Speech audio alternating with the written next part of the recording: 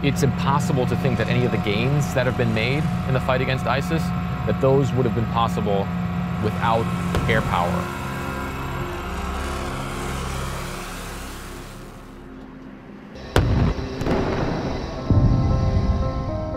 The air war against ISIS consumes so much of the money on the fight against ISIS. And it's so complex that it's really, really expensive and a lot bigger than you'll see on TV.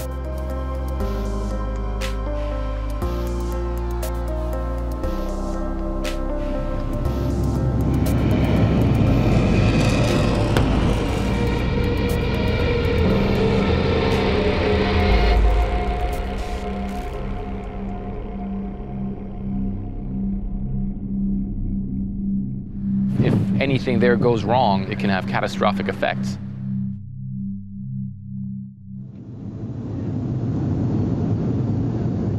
The air war eats up more than 2/3 of the cost of the entire anti-ISIS campaign. That's almost $13 million every day.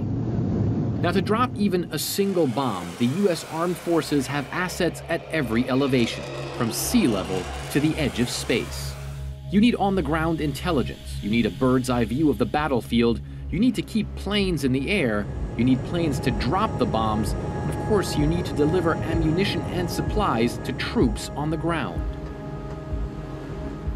We went on a mission to rearm frontline troops in Iraq. These flights are both critical and dangerous. I think that we're going to take off and then probably land in some makeshift airstrip somewhere, offload the weapons, and then get out. I think they want to spend as little time as possible on the ground. It's a pretty serious mission, isn't it? You know, getting munitions to frontline troops, I think, it's important, and at the same time, probably not very easy to do also for the pilots.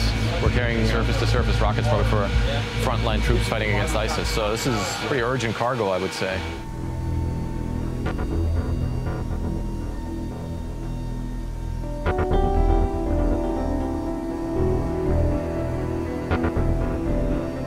ISIS that hides in the population, very difficult to see where they are. They could just take regular cars and go somewhere. It has to be really, really hard to bring the power of the Air Force to bear without causing more damage than what you're actually trying to achieve. If anything there goes wrong, it can have catastrophic effects.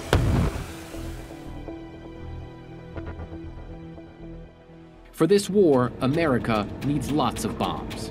And this is where they're assembled, a bomb farm where Vietnam-era ordnance is outfitted with GPS guidance kits, turning them into smart weapons. They can build up to 15 bombs every hour here. I'm surprised there's a lot of bombs out there, so out in the heat. That doesn't matter? That doesn't matter. There's no really hazards for handling this. You could drop this from a truck and it wouldn't detonate. As it's flying through the air, this thing is going to acquire several satellites, and it will keep acquiring satellites until target impact. The fact that a guidance kit for a smart bomb costs around $20,000. That's every single time there's a strike with one of these. That's not even taking into account the money that you pay for the bomb itself. It's actually surprising what these do. These can impact the ground straight down or glide straight into the side of a building. Daddy builds things that take care of bad guys. It's about the easiest way to describe what I do to a 7-year-old. Well, again, our breaking news tonight, the U.S. military has conducted airstrikes against an ISIS Call to position. action against ISIS. Yeah, the fight against ISIS is why we're here. That's our job. That's not going to change. The U.S.-led coalition is carrying out airstrikes. And ISIS says a senior leader has been killed in Syria. The U.S. military did not do its homework to really analyze the target. At least 40 people were killed when an airstrike hit a mosque.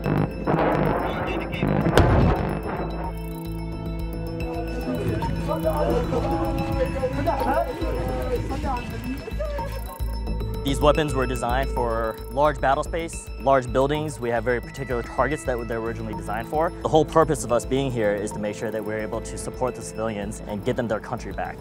We're also having to make sure that we don't cause any undesired effects onto the civilian populace. When those happen, there's an investigation, and we start looking at where did things go wrong? Was it something that we executed poorly on our part, or was it everything was done correctly and it's just a fog of war? Or was it a situation where ISIS, they moved bodies in there? We absolutely go back, investigate, and determine what are the lessons learned and what do we need to do better next time.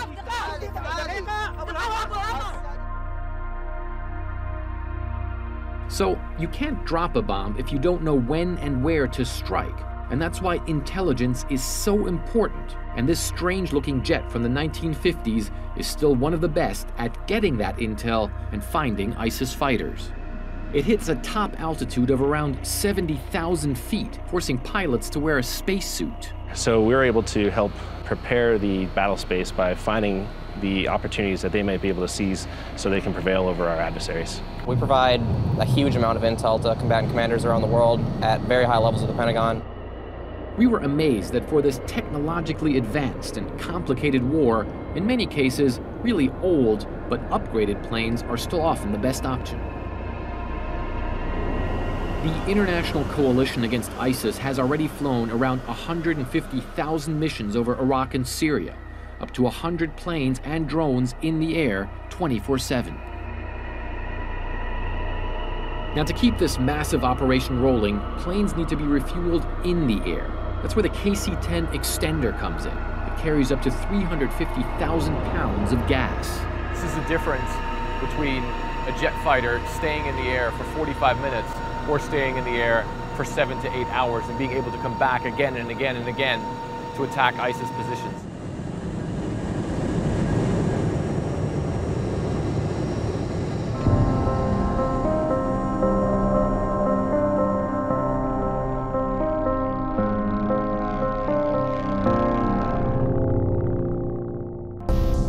The thing that really amazes me is how broad the whole effort is. Every single strike that you hear about, every single advance that's being made would not be possible without all the stuff that's flying in the air. It certainly is a lot of resources that are used to conduct all this.